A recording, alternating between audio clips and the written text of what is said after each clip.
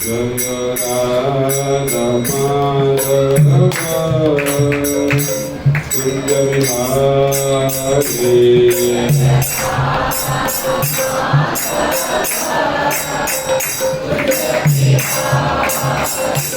जय Radha Madhav Kunj Bihari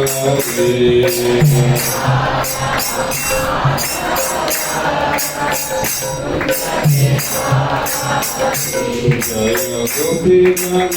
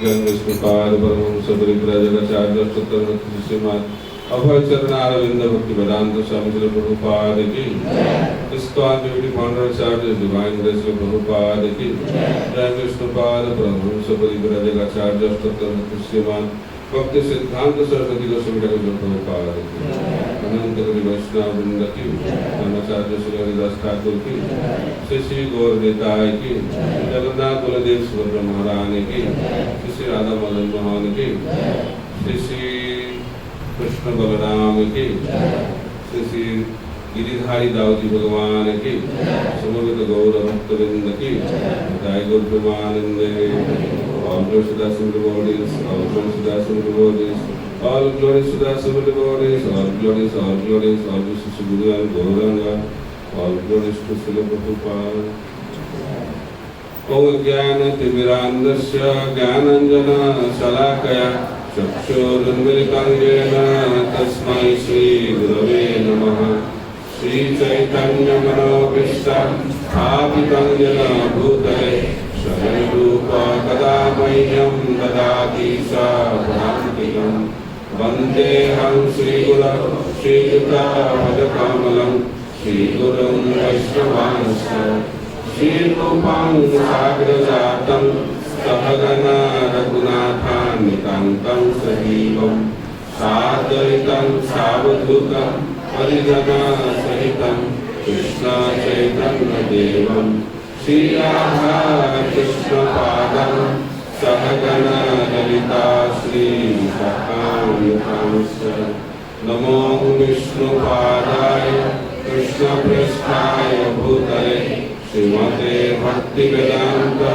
Swami Dinamine Namaste Saraswate Deve Gauravani Pracharine Nirvishesha Sunyavadi Paschatyadesarini Panchakalpatarupasya Kripa Sindhu Padevacha Patitanam Pavanebhyo Vaishnavebhyo Namo Namaha Namo Mahavadannaya Krishna Prema Pradayate Krishnaya Krishna Chaitanya Namne Gauravishye Namaha He Krishna Karuna Sindhu Deenabandhu Jagatpate Gopesha Gopika Kanta Radha Kanta Namastute Tapta Kanchana Gaurangi Radhe Vrindavaneshwari Krishavannusute Devi Pranamami Hari Priye Jai Shri Krishna Chaitanya Prabhu Nityananda Shri Advaita Gadadhar Srivasadi Gaura Bhaktavrinda Hare Krishna Krishna Krishna Hare Hare Hare Rama Rama Rama Hare Hare Mukam Pratibhachalam Pangulanghaite Girim Jatkipatamaham Vande Shri Gurum Dinatarinam Paramananda Madhavam Shri Chaitanya Ishwaram Hare Krishna जोर से बोलिए हरे कृष्णा हरे कृष्णा कृष्णा कृष्णा हरे हरे हरे राम राम राम हरे हरे सब वक्त को आज के इस संध्या में हमेशा रविवार को होता है ना, सैटरडे को। तो आज बृहस्पतिवार है, गुरुवार है, फिर भी आप लोग आ गए, इसलिए धन्यवाद, सबको स्वागत। तो मेरा जन्म हुआ है बंगाल में, पढ़ाई हुआ अंग्रेजी में, सेवा हुआ इस्कॉन में, इंटरनेशनल हेडक्वार्टर में, अभी प्रचार हो रहा है राजस्थान में। तो हिंदी बोलने की कोशिश करता हूँ। लोग बोलते हैं पहले से ज़्यादा अच्छा हो गया है, फिर भी गलती होगा तो पहले से क्षमा मांग लेता हूँ। तो आज जो कथा होगा, रूप गोस्वामी जो शिक्षा प्राप्त किए थे प्रयाग में चैतन्य महाप्रभु से, उसका थोड़ा हम लोग चर्चा करेंगे। उससे पहले मैं जानना चाहता हूँ इधर कितने भक्त हैं नियमित रूप से घर में 16 माला हरे कृष्ण महामंत्र जप करते हैं? हाथ उठाइए। बहुत अच्छा। जिसको 16 माला नहीं होता है, 8 माला कितने भक्त लोग करते हैं? 8 माला से ज्यादा? ठीक। जिसको 8 माला नहीं होता है, 4 माला,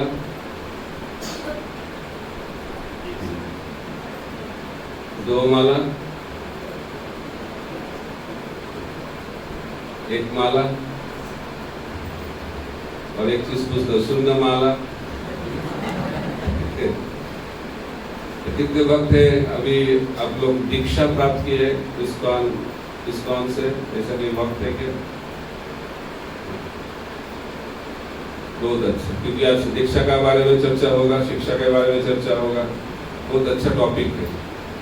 तो चैतन्य चरितामृत ग्रंथ में श्री कृष्णदास कविराज गोस्वामी जिन्होंने श्री चैतन्य चरितामृत ग्रंथ को लिखा है, तो कितने भक्तों के पास चैतन्य चरितामृत ग्रंथ है? बताइए तो घर में।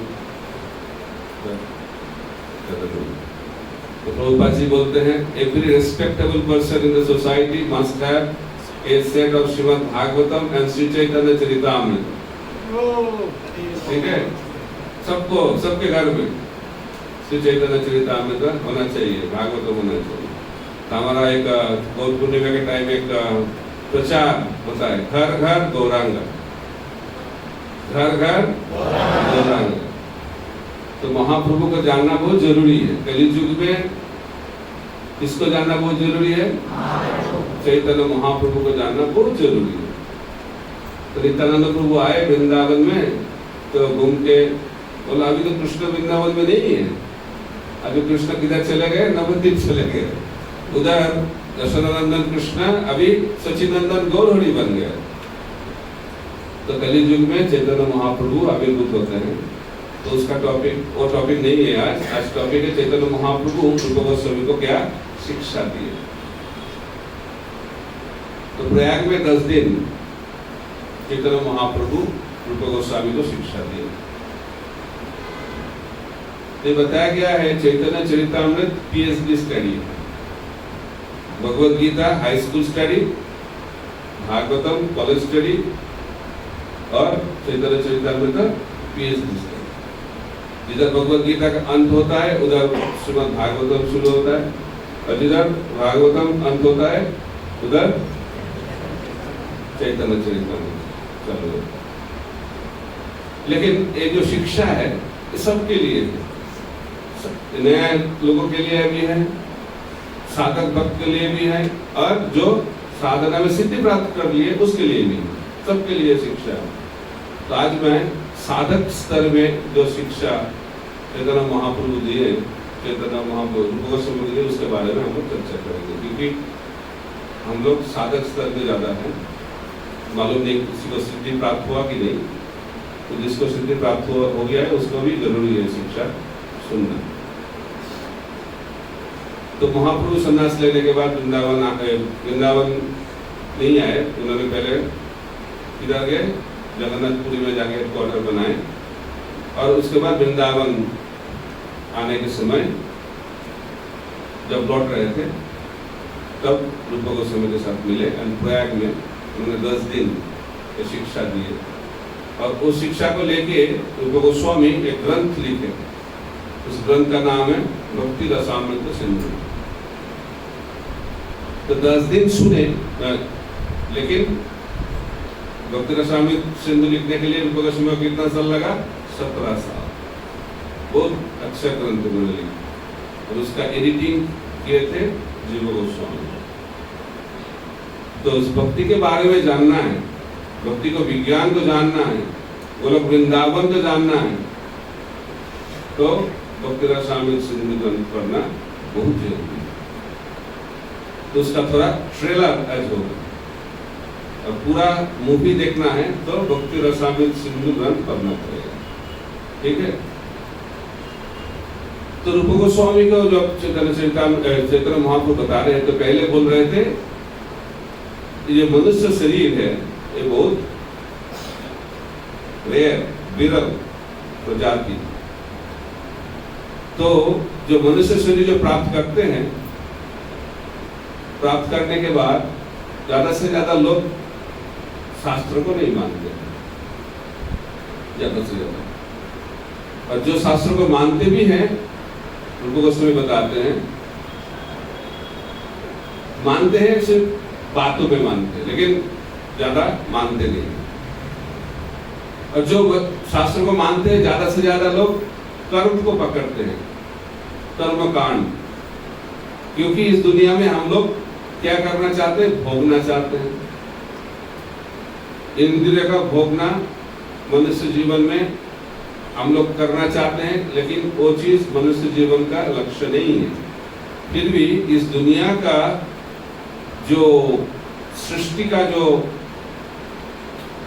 फाउंडेशनल प्रिंसिपल है, वो है इंद्रियों को भोगना। कृष्ण भूली जे जीव भगवान छाकर, कृष्ण बहिर्मुख होइया भगवान छाकर, निकटस्थ माया तारे छापोटिया, ये बताया गया है। कृष्ण बहिर्मुख और कृष्ण उन्मुख। जब हम भगवान को मानते हैं, भगवान को सेवा करते हैं, उसको कहते हैं कृष्ण उन्मुख। और जब भगवान का सेवा छोड़ देते हैं, उसको कहते हैं कृष्ण बहिर्मुख। कृष्ण पीछे रहता है और जब सेवा होता है, कृष्ण सामने रहता है। तो जब कृष्ण पीछे चला जाता है, तो सामने कौन आता है? माया। इसलिए बताया गया है, कृष्ण सूर्य सम माया अंधकार, जहां कृष्ण तहां नहीं माया का अधिकार।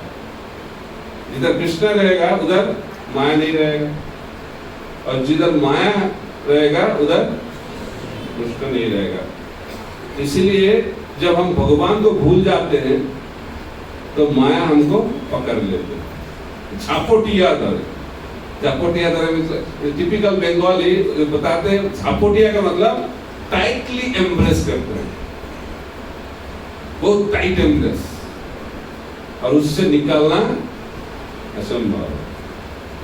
अच्छा है ना? अच्छा लगता है?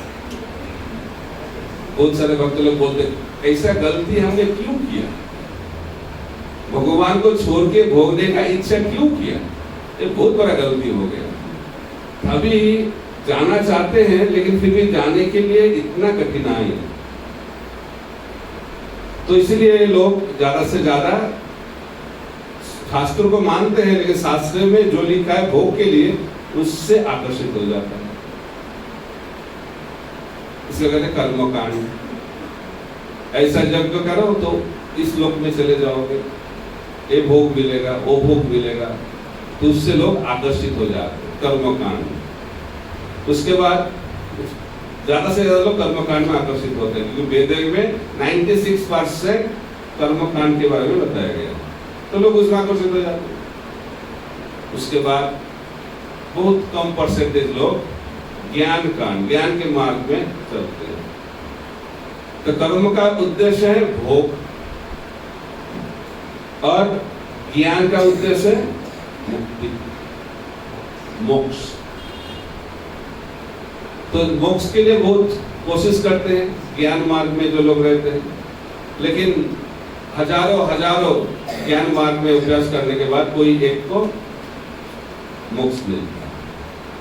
और ऐसे हजारों जो मोक्ष प्राप्त किए हैं, उससे एक कृष्ण भक्त बनता है। तो कृष्ण भक्ति बहुत दुर्लभ है, और कृष्ण भक्ति भी बहुत दुर्लभ है, और कृष्ण भक्त भी बहुत दुर्लभ है। तो उसके बारे में महाप्रभु चर्चा कर रहे हैं, एक कृष्ण भक्त और कृष्ण भक्ति।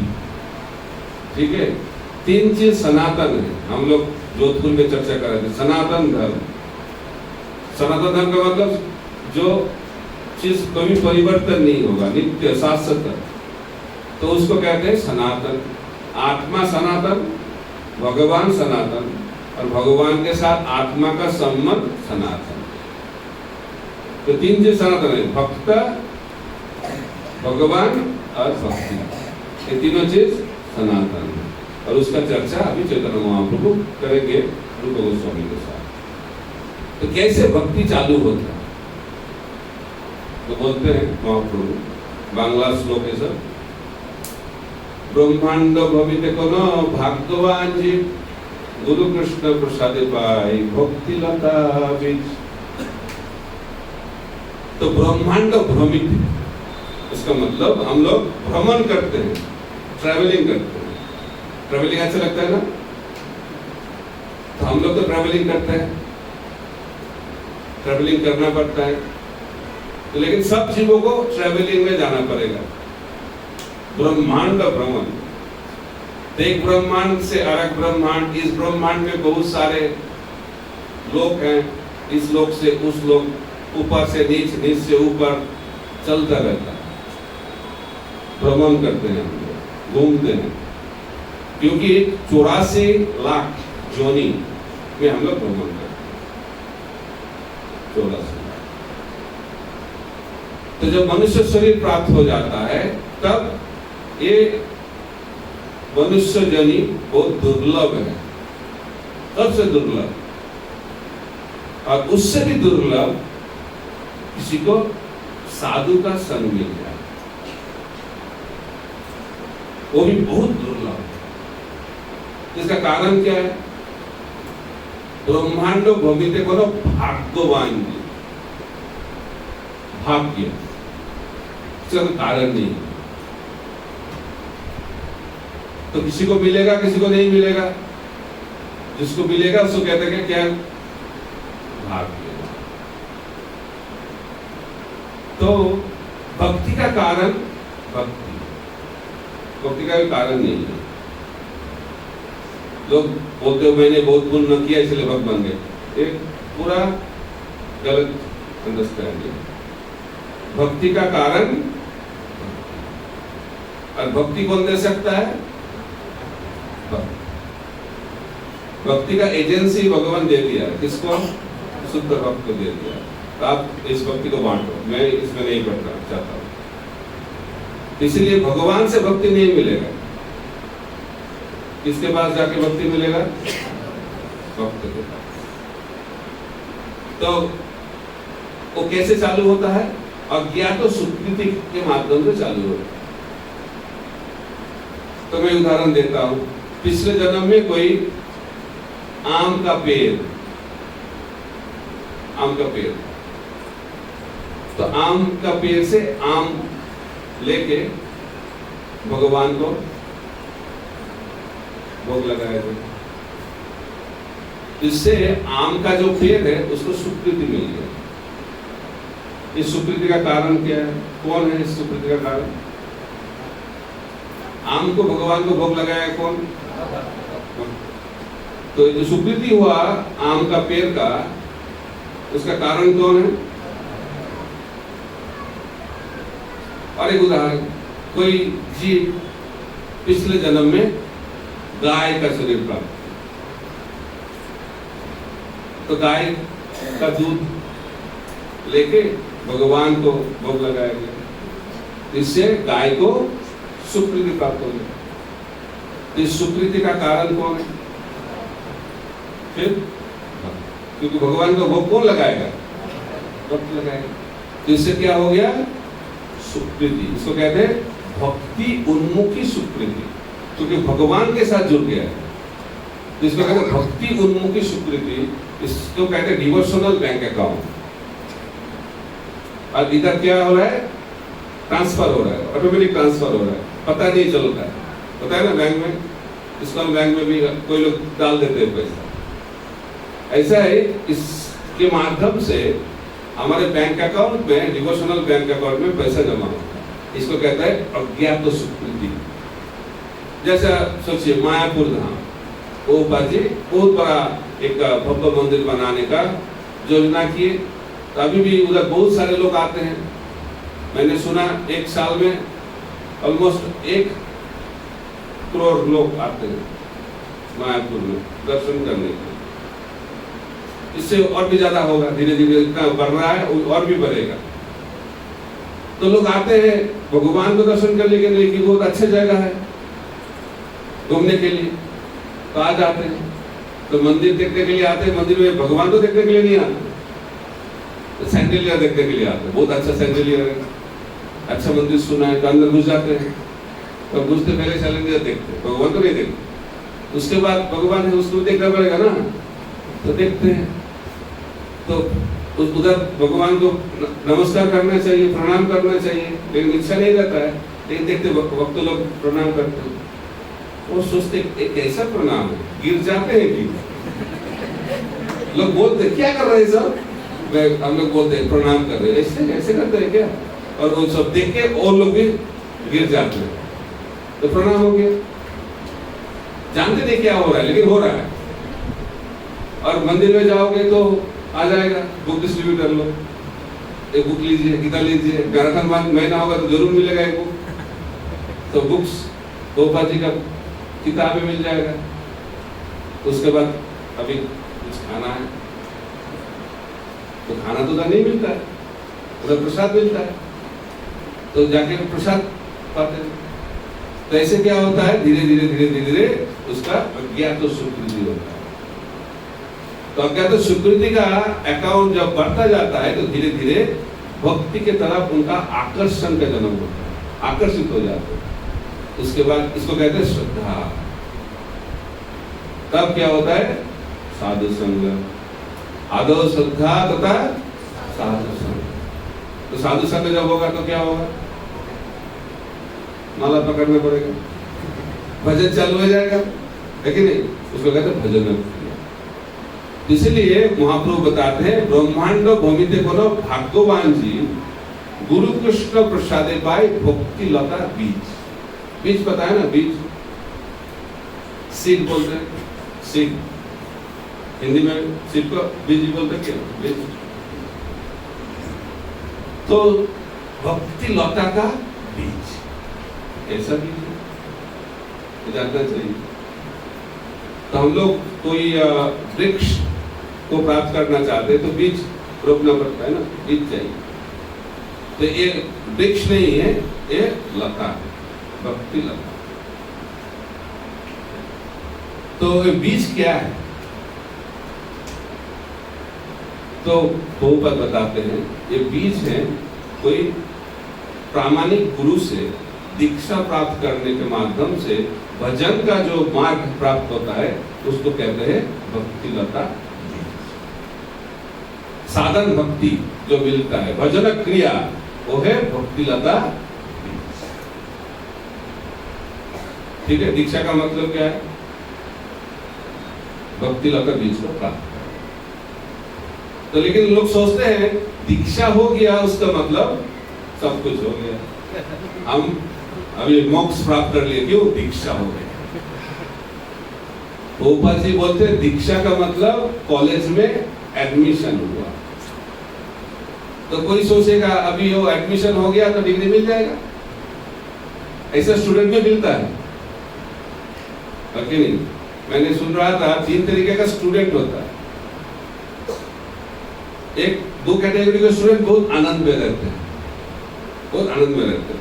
कौन सा स्टूडेंट, पहला कैटेगरी है जो रेगुलर क्लास में जाते हैं, बहुत इंटेलिजेंट है, सब ठीक ठीक पढ़ते हैं, रेगुलर रिवाइज करते हैं और परीक्षा से पहले फुल्ली प्रिपेयर, कोई टेंशन नहीं, वेट करते हैं कब क्वेश्चन पेपर मिलेगा, कब क्वेश्चन पेपर मिलेगा, वो आनंद में और लोगों को डिस्टर्ब करते हैं और स्टूडेंट को डिस्टर्ब करते हैं, पढ़ाई किया क्या ऐसे कैटेगरी में, तो ये बहुत आनंद में रहते हैं। और एक कैटेगरी है वो ज्यादा आनंद में रहते हैं, जो कभी क्लास में नहीं गया, वो घूमता रहता है। किसी को भगवान में विश्वास है कि नहीं, इस कैटेगरी स्टूडेंट को जरूर भगवान में विश्वास है, क्योंकि वो जानते भगवान भी उनको हेल्प नहीं कर सकते परीक्षा में पास कराने के लिए। तो टेंशन लेने का क्या जरूरत, आराम से रहो। लेकिन समस्या क्या किसका होता है, जो इन बिटवीन, सब क्लास में नहीं गया, कुछ क्लास किया और परीक्षा के जो परीक्षा आ जाता है टेंशन हो जाता है, ये पढ़ना है, ये पढ़ना है, ये पढ़ना है, तो जो कभी क्लास में नहीं जाता है उनका एक फिलोसफी है। क्या फिलोसफी? कॉलेज में घुसना ये मेरा रिस्पॉन्सिबिलिटी है और कॉलेज से निकलना कॉलेज अथॉरिटी का रिस्पॉन्सिबिलिटी है। तो इसी तरह के लोग दीक्षा भी लेते हैं, इस कैटेगरी के लोग। तो एक बार क्या हो रहा था, एक आदमी जा रहे थे, एक सन्यासी भी जा रहे थे उनके साथ। तो सन्यासी उसको देख के लग रहा था भक्त हैं, तो पूछने लगा आप भक्ति करते हो ना? मैं करता हूँ। तब जब करते हो? मेरा दीक्षा हो गया। तो उसके बाद पूछा आप मंगल आरती पूजा ऐसे करते हो क्या? मेरा दीक्षा हो गया। अब भागवत पढ़ते हो, गीता पढ़ते हो? मेरा दीक्षा हो गया। तो वो सन्यासी सोचने लगा मैं एक चीज पूछ रहा हूँ और एक ही उत्तर दे रहा है, लगता है कुछ गड़बड़ है। तो उन्होंने पूछा मेरा प्रश्न आपको समझ में आ रहा है ना? बिल्कुल। तो मैं एक प्रश्न पूछ रहा हूँ और उत्तर अलग से दे रहा हूँ, कैसा है? तो उन्होंने बोला परफेक्ट क्वेश्चन परफेक्ट आंसर। ठीक है ना? तो लेकिन मेरे को समझ में नहीं, आपको मेरे को समझाना पड़ेगा क्या? जैसे देखो आप तो सन्यासी हो, आपको तो मैं झूठ नहीं बोलना चाहता। तो मेरे को जप करना है, मेरे को भागवत पढ़ना है, मंगलारती पूजा करना है, तो मैंने क्यों दीक्षा ली? ये तो मेरा गुरुदेव करेगा ना। ये दीक्षा। तो लोग सोचते हैं गुरुदेव मेरे को भगवत धाम लेकर चला जाएगा, क्यों? मैंने दीक्षा ले ली। उसे कभी दीक्षा से कभी भगवत धाम नहीं जा सकते हम लोग। दीक्षा से हम लोगों को मौका मिलता है भगवत धाम जाने का, लेकिन उसके लिए क्या करना पड़ेगा और रूप गोस्वामी को महाप्रभु बता रहे हैं। ठीक है, अभी चालू हो रहा है। ब्रह्मांड भविते कोनो भाग्यवान जी गुरु कृष्ण प्रसादे पाए भक्ति लता बीज। दीक्षा हुआ मतलब भक्ति लता बीज का प्राप्ति हुआ है। अभी भक्ति चालू हो रहा है, वजन क्रिया चालू हो रहा है। ठीक है, अभी बीज मिल गया है, अभी क्या करना चाहिए? जिसको बीज मिलता है क्या करना पड़ेगा? रोपना पड़ेगा, ठीक है नहीं? रोपण करना पड़ेगा बीज को। तो किधर करना पड़ेगा? इसमें कर देंगे, इस फ्लोर में होगा। अच्छा, तो किधर रोपना पड़ेगा बीज को? उपजाऊ जमीन पे, फर्टाइल लैंड में उसको रोपना पड़ेगा। तो हमारा ये भक्ति लता बीज तो अलग है, उसको किधर रोपना है? बागीचा कौन सा है? हृदय। हृदय रूप बागीचा में उसको रोपना पड़ेगा। लेकिन वो बीज का क्या बोलते हैं, बीज लता का रूप कैसे लेंगे? बीज से लता कैसे, क्या बोलते हैं उनको, स्प्राउटिंग को क्या बोलते हैं हिंदी में? अंकुरण कैसे होगा? इसलिए उससे पहले जमीन अच्छा होना चाहिए पहला। तो जमीन फर्टाइल होना चाहिए, उपजाऊ होना चाहिए। तो हृदय कैसा होना चाहिए? कोमल हृदय होना चाहिए। कठिन हृदय में बीज को रोपोगे, भक्ति लता बीज को, जैसा सीमेंट फ्लोर में बीज को रोपना, कुछ होगा? कुछ नहीं होगा। इसीलिए हृदय को कोमल करना पड़ेगा। वो कैसे होगा? कलियुग में विशेष करके हमारा हृदय कैसा है? बहुत कठोर हृदय, कठिन। किससे ज्यादा कठिन? हार्डर देन स्टोन, पत्थर से भी। ये बताया गया है हरिनाम में बहुत शक्ति है, वो पत्थर को भी गिरा, लेकिन हृदय को पिघल नहीं सकता। क्यों? क्योंकि हृदय पत्थर से भी कठिन है। तो किससे बना हुआ है हृदय? कलियुग में स्पेशल प्रोडक्ट किससे बना हुआ है? मैं बताता हूँ, स्टील में बना हुआ है, स्पेशल कंपनी का स्टील। इसलिए हृदय को कोमल बनाना है तो हमको विनम्र होना चाहिए। नम्रता नहीं रहेगा तो इस बीज प्राप्त करने से कोई फायदा नहीं। जैसे इस सीमेंट फ्लोर में इस बीज को रोपना, इसीलिए विनम्र चित्त होके इस बीज को लेना चाहिए। तद्विधि प्रणिपातेन परिप्रश्नेन सेवया। ये भाव रूप सनातन कितने विनम्र चित्त होके महाप्रभु के चरण में आ गए। उन्होंने बोला हम लोग जगाई माथाई से भी ज्यादा पापी, इतना विनम्र चित्त। भक्तिविनोद ठाकुर बताते हैं हमारे जीवन सदा पापे रहते नहीं को पुण्य रोले। महाभागवत भक्त वो बता रहे हैं मेरे जिंदगी में कोई पुण्य कार्य नहीं है, मैं हमेशा पाप करता हूं।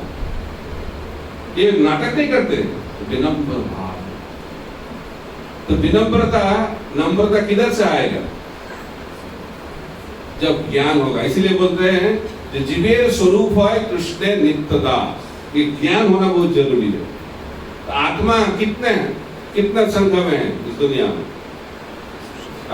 आत्मा का साइज कितना है? आके नहीं, बाल के कितना 10,000 बाल के ये साइज बड़ा है या छोटा है? कितना छोटा है? बहुत छोटा है। और कितना संख्या में है आत्मा इस सृष्टि में?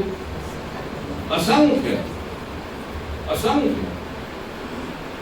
और जितने आत्मा इस दुनिया में उससे 3 गुना आत्मा चिन्मय जगत में। तो हम लोग को जानना चाहिए हम लोग बहुत छोटा है।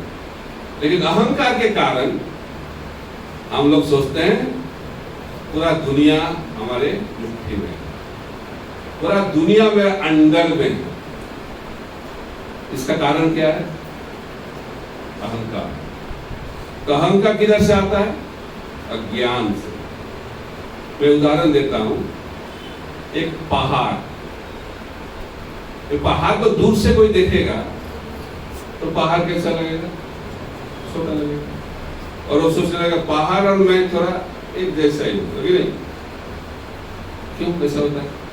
क्योंकि वो पहाड़ से बहुत दूर है, इसीलिए उनको दिखाई नहीं पड़ रहा है ठीक से।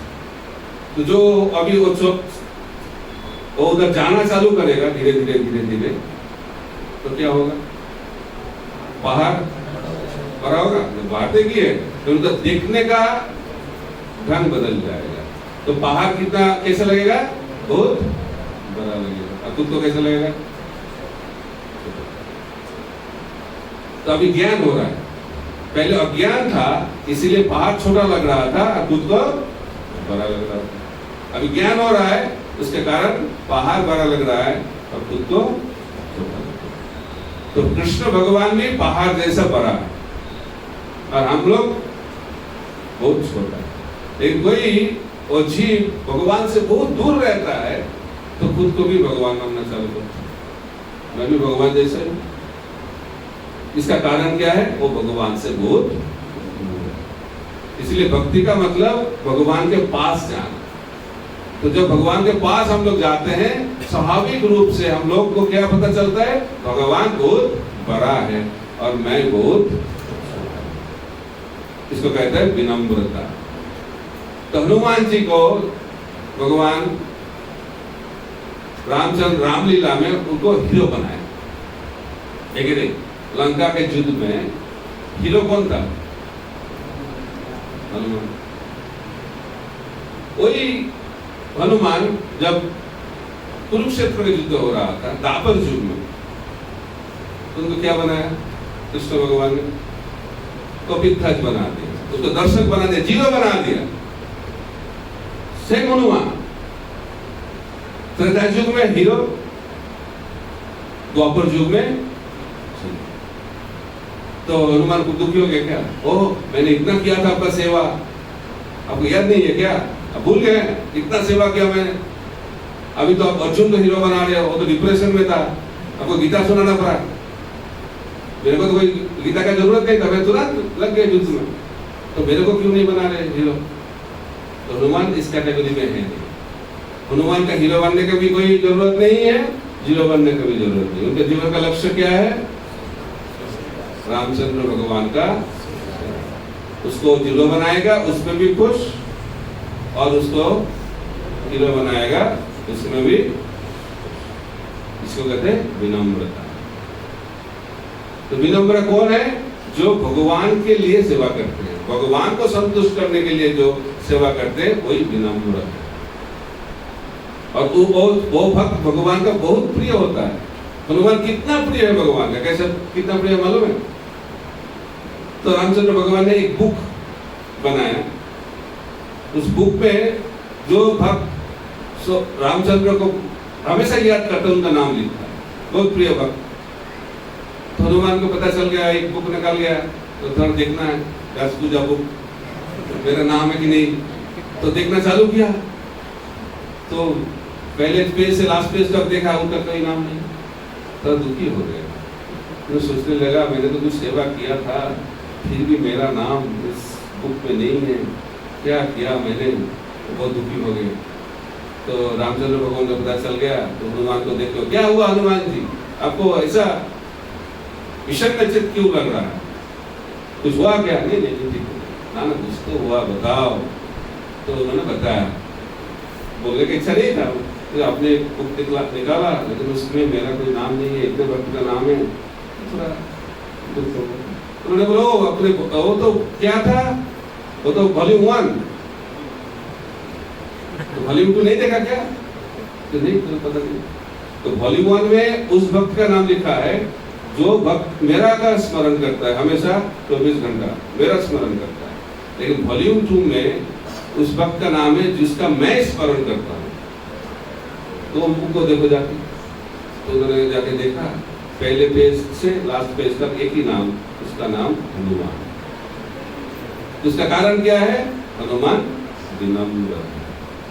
तो भगवान के बुक में नाम लिखाना है तो क्या करना पड़ेगा? नम्र बनना पड़ेगा। लेकिन हम लोग क्या बनना चाहते हैं? हीरो बनना चाहते हैं। इस दुनिया में हीरो बनना है तो भगवान के बुक में नाम नहीं लिखेगा, तो उससे उस बुक से बाहर रहेंगे। तो किसको भगवान की बुक में नाम लिखाना है? तो हाथ उठाने से तो अच्छा है, लेकिन उसके लिए विनम्र होना पड़ेगा। हाथ उठाने से तो नहीं होगा, विनम्र होना चाहिए। सबसे बड़ा तपस्या है, सबसे बड़ा तपस्या। तो इसीलिए इस भक्तिलता बीज को ठीक से हम लोग व्यवहार करना चाहते हैं, यूज करना चाहते हैं, उपयोग करना चाहते हैं, तो हमारा हृदय को विनम्र करना पड़ेगा, हृदय को कोमल करना पड़ेगा। तो हो गया, अभी हृदय कोमल हो गया, बीज भी मिल गया, इसको रोपा भी गया।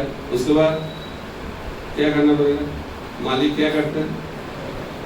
पानी डालता है, सब हफ्ते में एक बार, महीने में एक बार, रोज, सब पता है। तो रोज पानी डालता है, उसको पता चल गया, तो मॉर्निंग में उठ के पानी लेके आ गया, और पानी डालना है। तो कैसे पानी डालेगा?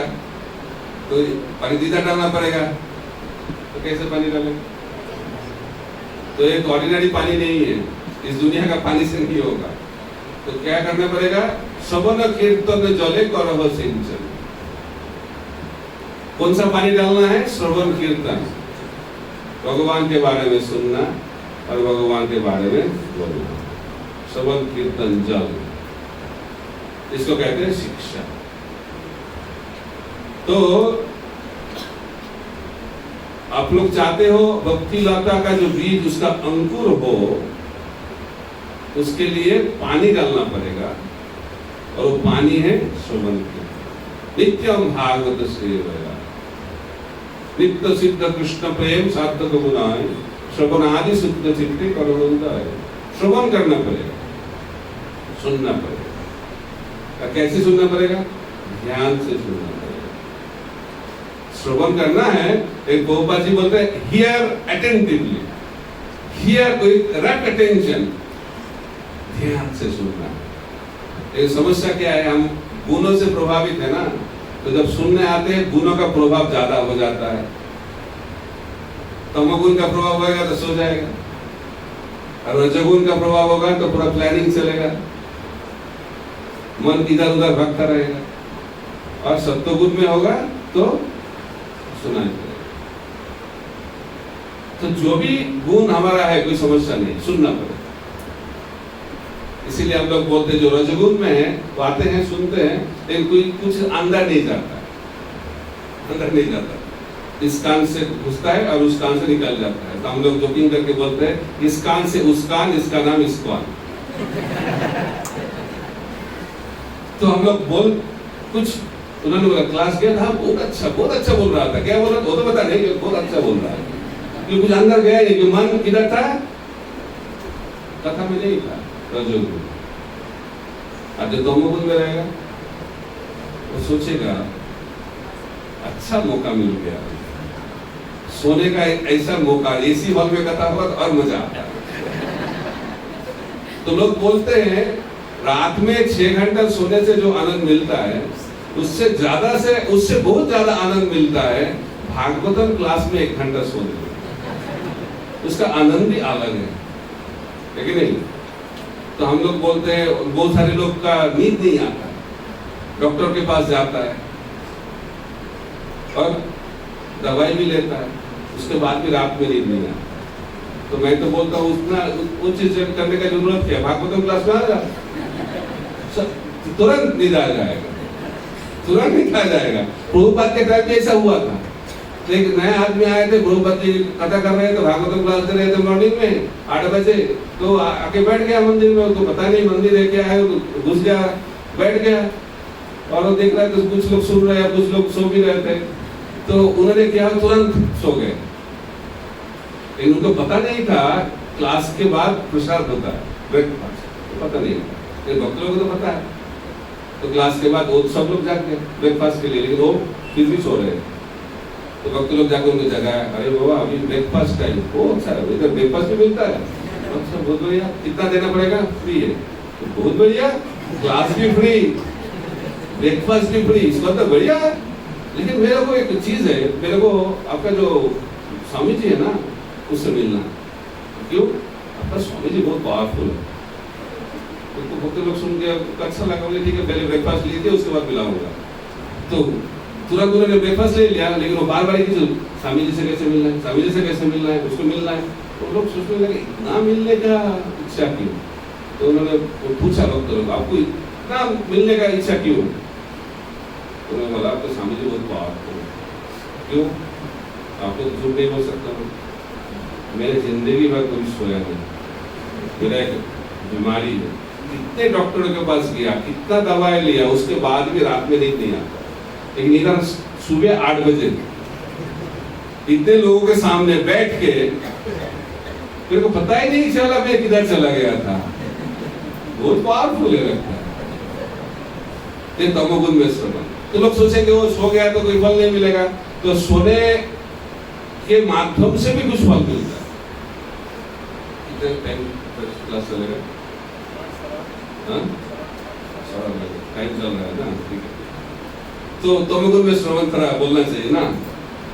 तो एक व्यक्ति था, नॉर्थ इंडिया में कथा हो रहा था। तो बहुत दिन से कथा हो रहा था। एक व्यक्ति रोज आके सुनते थे और फ्रंट पे सामने आके बैठ जाए। तो जो कथा करते हैं, जो सामने बैठता है, उससे ज्यादा आशा करते हैं वो अच्छे से सुनेगा। कलियुग है ना, जो उल्टा है। अच्छा स्टूडेंट सामने बैठता है ना, जो और कुछ करना है वो पीछे बैठता है। तो लेकिन कलियुग में आगे सो जाता है सामने। तो जो बोलते हैं उनको बहुत डिस्टर्ब होता है। तो मैं बोलता हूँ जिसको सोना है क्लास में तो पीछे जाके बैठिए, आराम से सोइए। लेकिन ये व्यक्ति हर रोज सामने बैठे, हर रोज, और क्लास चालू होगा इमीडिएटली उनका सोना चालू। तो विरक्त हो गए, जो कथा का साधु थे वो विरक्त हो गए। तो वो तो कुछ नहीं सुना, इतने दिन से आ रहा है। लेकिन 3 वाक्य उन्होंने सुना, वेद वाक्य। तो क्या, जब अंदर आते थे तो उनको देख के विरक्त हो गए। कथाकार पूछते थे आ गया क्या? विरक्त हो गए। उसके बाद आगे बैठ जाएगा सामने, तो पूछेगा बैठ गया क्या? उसके बाद तो समाधि में चले जाते हैं, तो सबको पता नहीं है। उसके बाद कथा समाप्त, तब वो जाना चालू, तब पूछते थे जा रहा है क्या? 3 वाक्य उन्होंने सुना। कितने बार सुना? बार बार सुना, हर रोज सुनते थे। तो पहला वाक्य क्या था बोलिए? आप भी सो नहीं रहेगा, अच्छा लग रहा है। दूसरा वाक्य क्या था? तीसरा। तो जो चीज हम लोग बार बार सुनते हैं वो अंदर घुस जाता है। तो व्यक्ति बार बार सुन रहे थे, तो रात में जब सोते थे, सोने के टाइम भी बोलते थे रात, आ गया क्या, बैठ गया क्या, जा रहा है क्या, ऐसा होता है। आसक्ति जिसमें है वही निकालता है।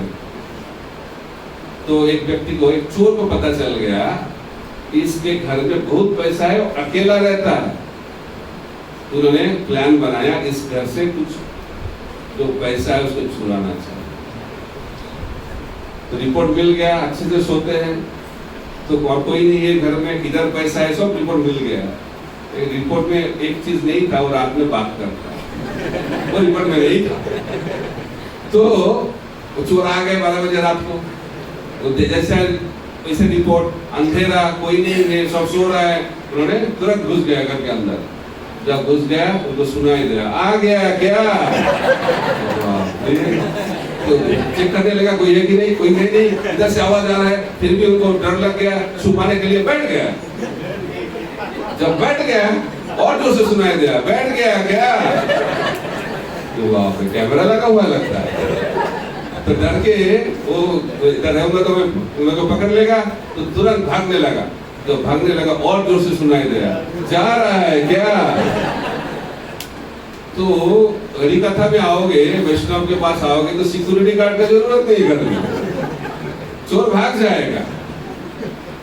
तो लेकिन जो सुनेगा उसका क्या होगा,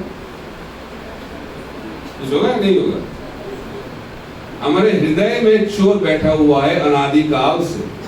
काम, क्रोध, लोभ, मोह, मद, मात्सर्य रूप चोर अनादि काल से हृदय में बैठा हुआ है। और कोई ध्यान से, कोई संत के मुख से सुनेगा तो इस चोर जो बैठा हुआ है हृदय में, डर के भाग जाएगा। ये कृष्ण कथा श्रवण का श्रवण कीर्तन जले करह सिंचन। तो ऐसे हम लोगों को नित्यम भागवत सेवा हर रोज संत के मुख से सुनना चाहिए। किसके मुख से सुनना चाहिए? संत। संत का मतलब क्या है? जो शास्त्र में लिखा है वो जिंदगी में अपनाता है, सिर्फ बोलते नहीं। प्रभुपाद जी बोलते हैं रियलाइज सोल, जिसका साक्षात्कार हुआ है।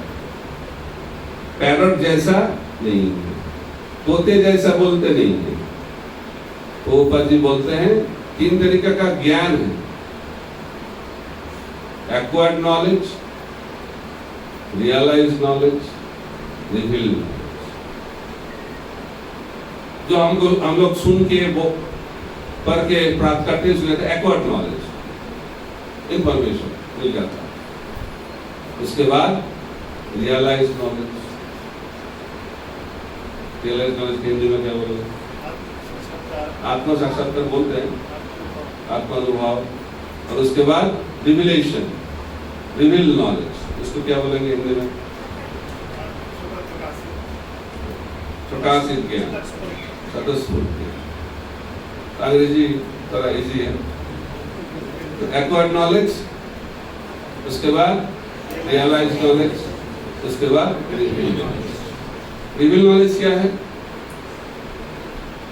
देखते हैं लोग, रिविलेशन बोलते हैं।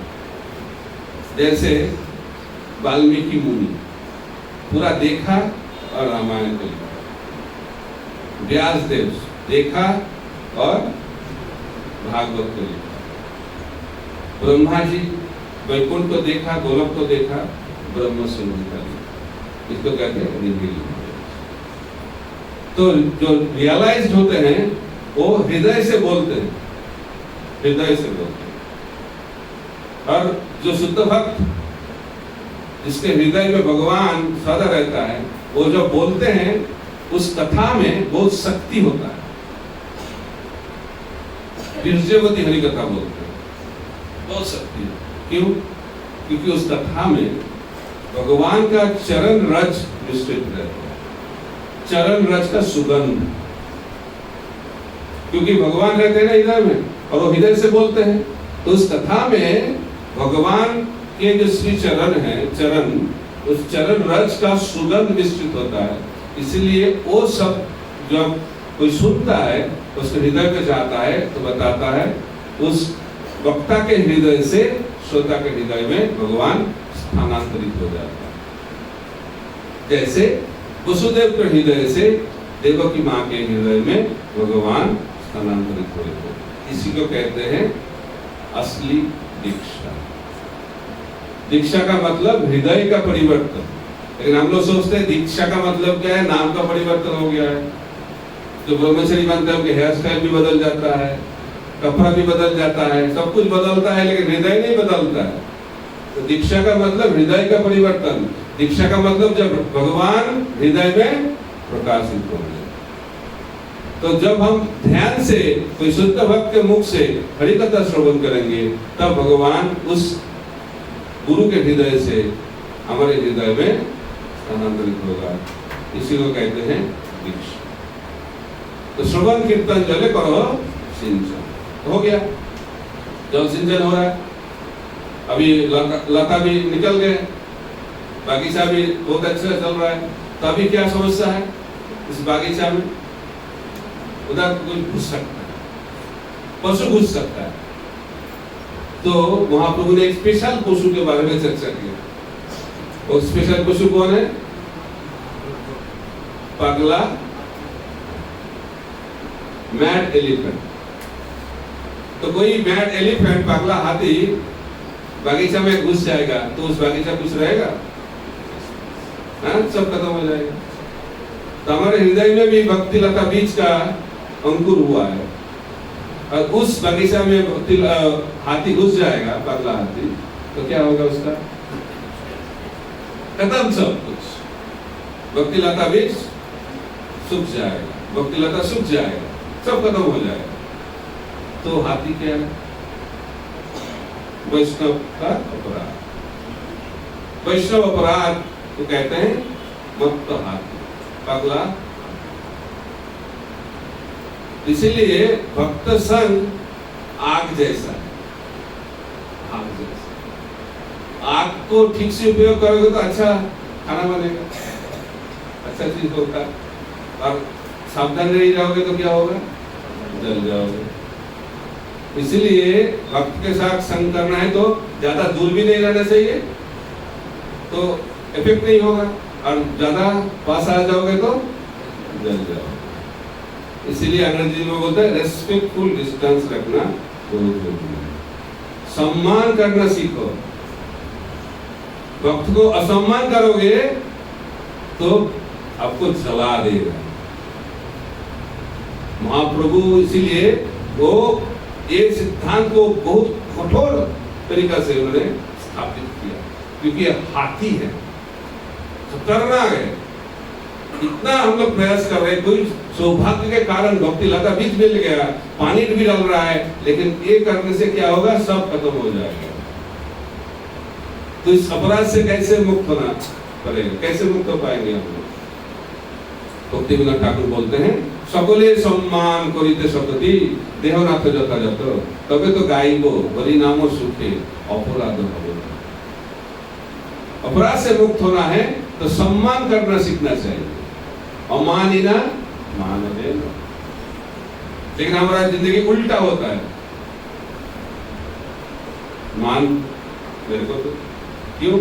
मैं सीनियर हूं, मैंने आपसे एक दिन पहले इस्कॉन ज्वाइन किया, तो मैं आपसे सीनियर हूं। मेरा दीक्षा आपसे पहले हुआ तो मैं सीनियर हूं।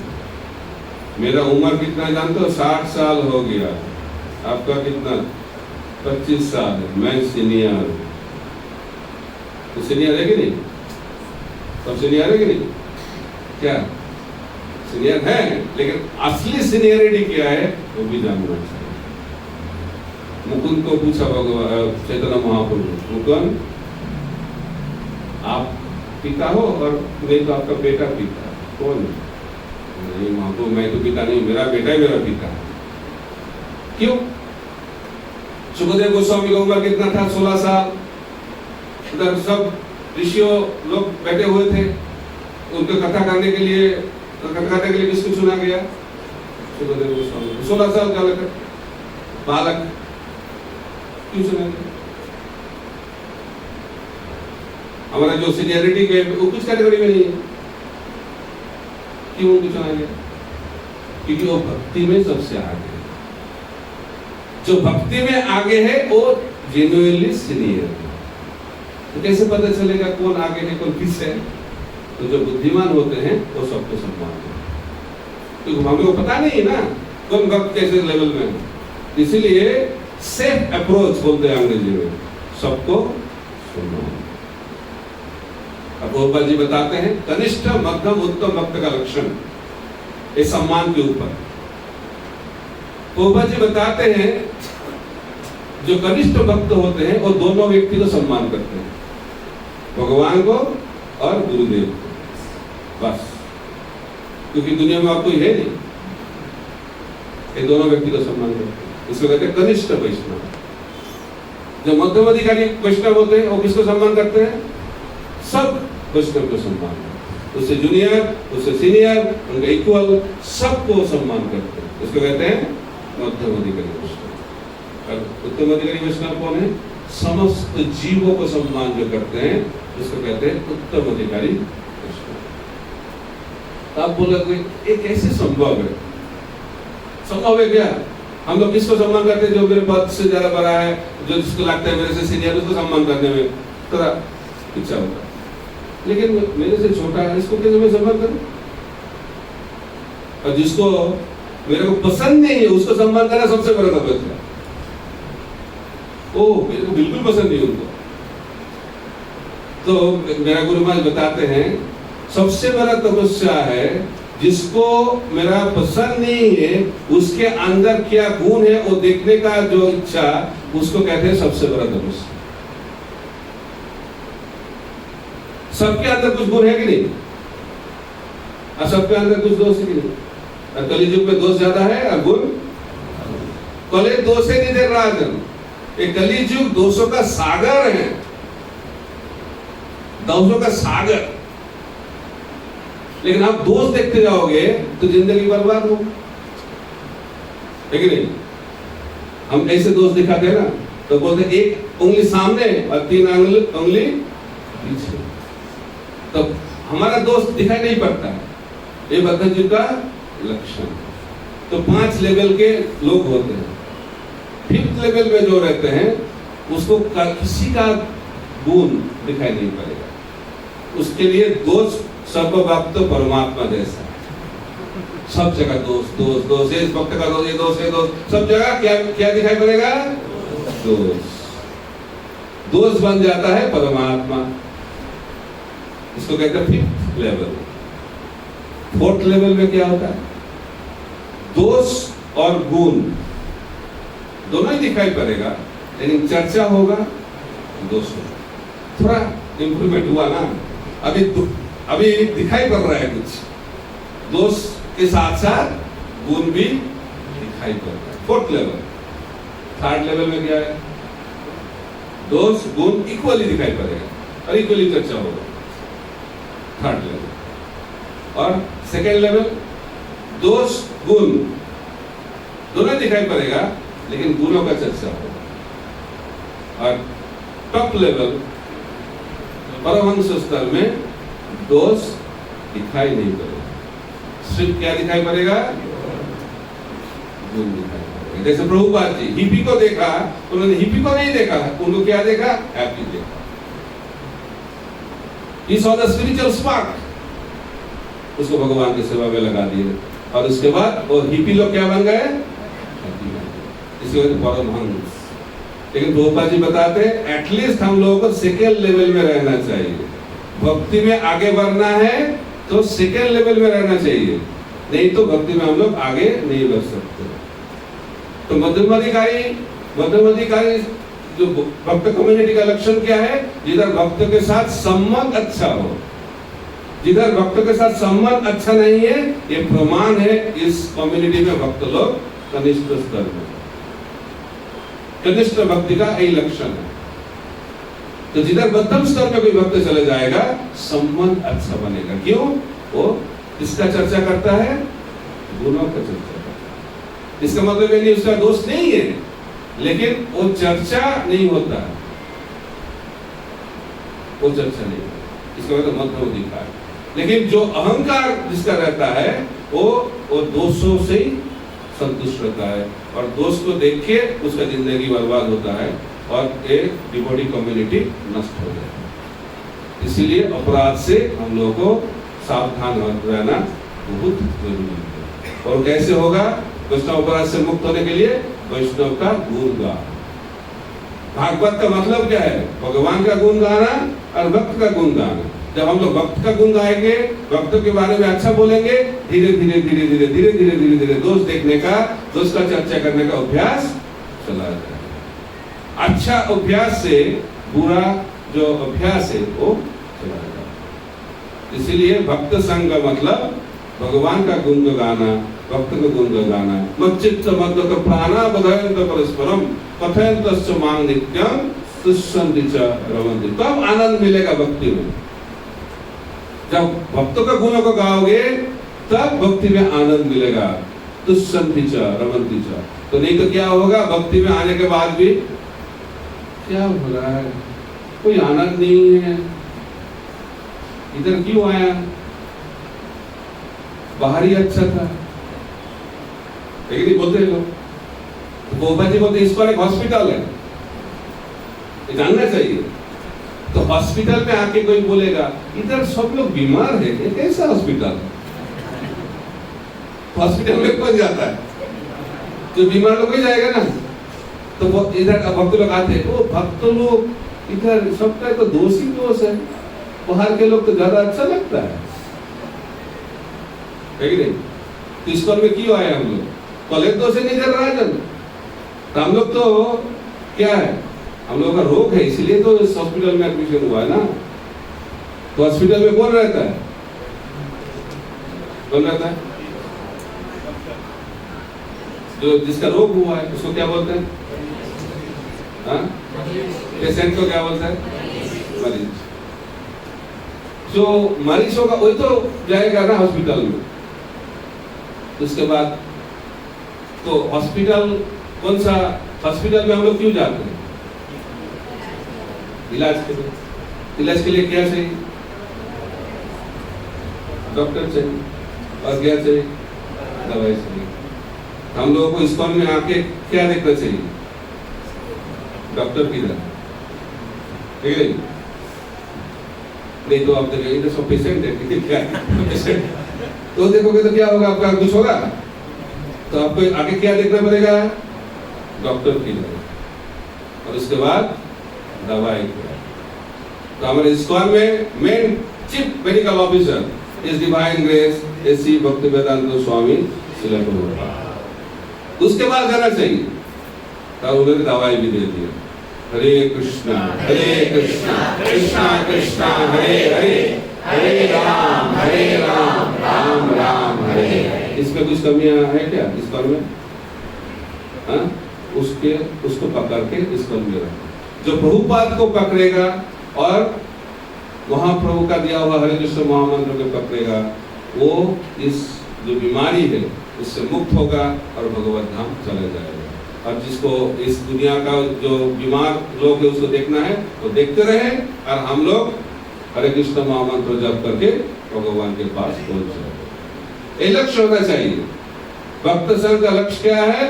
बीमारी से हम कैसे मुक्त हो पाएंगे। इसलिए भक्त संघ तब होगा जब भक्त को सम्मान करने का जो चेतना होना चाहिए, तब हम लोग भक्त संघ कर पाएंगे। तो बाहर के लोग और इस हॉस्पिटल में जो एडमिट हुआ, अंतर क्या है? एडमिशन हुआ है और जो दवा लेते हैं उसका बीमारी एक दिन ना एक दिन ठीक हो जाएगा। लेकिन जो एडमिशन जिसका नहीं हुआ है उसका कभी होगा कुछ। इसीलिए बीमारी को मत देखो, ट्रीटमेंट को देखो, तब इस हॉस्पिटल में रह पाओगे। तो इसलिए इस हॉस्पिटल में रहना है तो डॉक्टर के पास रहना चाहिए और दवाई को लेके नियमित रूप से दवाई को लेना चाहिए। तब क्या होगा? हम लोग बीमारी से मुक्त होके भगवान के पास पहुंच जाए। इसको कहते हैं साधु संग, और उसका उल्टा है वैष्णव परिवार। तो टाइम हो गया है, तो इसलिए एक बागीचा को सुरक्षा देना है तो प्रभुपाद जी बोलते हैं इसको फेंसिंग देना पड़ेगा, हाथी ना घुस जाएगा। इसलिए हाथी अंदर ना घुस जाए उसके लिए क्या देना पड़ेगा, तो बाहर देना पड़ेगा, फेंसिंग देना पड़ेगा। तो फेंसिंग क्या है, साधु संग। और कैसा साधु संग, जो पोपत जी बताते हैं जो मेरे से एडवांस है, भक्ति में आगे है, जो साधन कर रहे हैं उसको कौन भक्त का संग करना चाहिए, जो भाव स्तर पे है, जो अनर्थनिवृत्ति लेवल में है उसको निष्ठा स्तर में जो भक्त है उसका संग करना चाहिए। हमारे से ज्यादा एडवांस भक्त के साथ संग करेंगे तो क्या होगा, हमारा भक्ति सुरक्षित रहेगा। तो भक्त संग का एक सबसे बड़ा इंपॉर्टेंट चीज है, हमसे ज्यादा एडवांस भक्त के साथ रहना चाहिए, तब भक्ति में हम लोग आगे बढ़ेंगे। ये सत्संग का लक्षण है। ये जो प्रोटेक्शन मिल जाएगा तो हाथी घुस नहीं पाएगा, क्योंकि इतना शक्तिशाली है शुद्ध भक्त, तो हाथी को रोक देगा। तो हाथी को रोकना है तो क्या करना पड़ेगा, शुद्ध भक्त संग में रहना चाहिए। और वो महाप्रभु उसके बाद बताएंगे 6 अनर्थ के बारे में, जो चर्चा करने के लिए बहुत टाइम लगेगा, आज वो टाइम नहीं है। तो नेक्स्ट टाइम, मालूम नहीं काल होगा कि नहीं, नेक्स्ट टाइम हम लोग उसका चर्चा करेंगे। वो है 6 अनर्थ के बारे में बताया, काम क्रोध लोभ नहीं, अलग तरीके से। वो क्या है 6 अनर्थ, आपको पता है? पता नहीं, पता है आपको? पता है तो फिर तो बाद में तो पता है, उसके बारे में चर्चा महाप्रभु ने किया विस्तार से। निषिद्धाचार, कुटिनाटी, जीवहिंसा, लाख पूजा प्रतिष्ठा दी जब उपशाखागम, ठीक है। क्या पहला क्या बोला मैंने, भूल गया, अभी बताया। जीवहिंसा, निषिद्धाचार, कुटिनाटी, जीवहिंसा। निषिद्धाचार का मतलब पाप कार्य, पाप का कार्य छोड़ना चाहिए।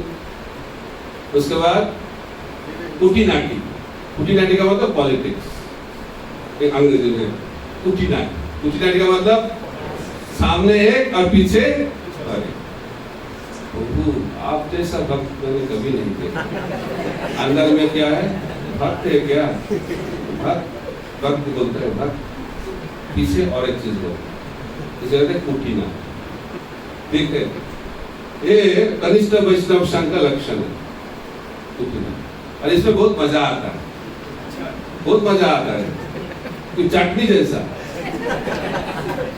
और इस चटनी में जो आसक्त हो जाएगा उसका उसमें चटनी खाने में जिंदगी चला जाएगा। कुटिनाटी ये बहुत बड़ा अनर्थ है। कुटिनाटी, जीवहिंसन, जीवहिंसन का मतलब ईर्ष्या, देश, ये जीवहिंसन। अब गोपाल जी बताते हैं जो कृष्ण भक्ति का प्रचार नहीं करते हैं वो भी जीवहिंसन के दोष में दोषी हो जाते हैं। तो विस्तार से इसका व्याख्या दिया गया है। उसके बाद लाभ, लाभ का मतलब भक्ति कर रहे हैं लेकिन उसके बदले में कुछ मेटेरियल चीज मांग रहे हैं भगवान से, वह लाभ। उसके बाद पूजा, सम्मान पाने का इच्छा, और प्रतिष्ठा, पोजीशन चाहिए, क्या मिलेगा पोजीशन में, यह सब अनर्थ। इस अनर्थ को उपोषका किया गया है। क्विक्स, क्विक्स को क्या बोलोगे हिंदी में, खरपतवार, बहुत कठिन हिंदी है, खरपतवार। इससे एक खरपतवार बहुत खतरनाक है, क्योंकि जब पानी डालोगे और एक खरपतवार बढ़ता जाएगा और लगेगा एक भक्ति लता है। इसलिए जो एक्सपर्ट माली होते हैं वो क्या करते हैं, इस खरपतवार को निकाल के बागीचा से इतना दूर फेंकता है, बहुत दूर फेंकना पड़ेगा, नहीं तो क्या होगा, वापस चला जाएगा। इसलिए इस 6 चीज को हृदय से उखाड़ के फेंक देना चाहिए, तब क्या होगा, ये बागीचा अच्छा बन जाएगा। तब भक्ति लता बीज से जो अंकुर होगा वो लता बढ़ते जाएगा। वो कैसे बढ़ता जाएगा उसके बारे में विस्तार से महाप्रभु गोस्वामी को बताए, उसका चर्चा हम लोग बाद में करेंगे। हरे कृष्णा कृष्णा कृष्णा हरे हरे, हरे राम राम राम हरे हरे। श्रील रूप गोस्वामी प्रभुपाद की जय। श्रील अभय चरणारविंद भक्ति वेदांत स्वामी प्रभुपाद की जय। श्रीमद् महाप्रभु की जय। गो प्रेमानंदे।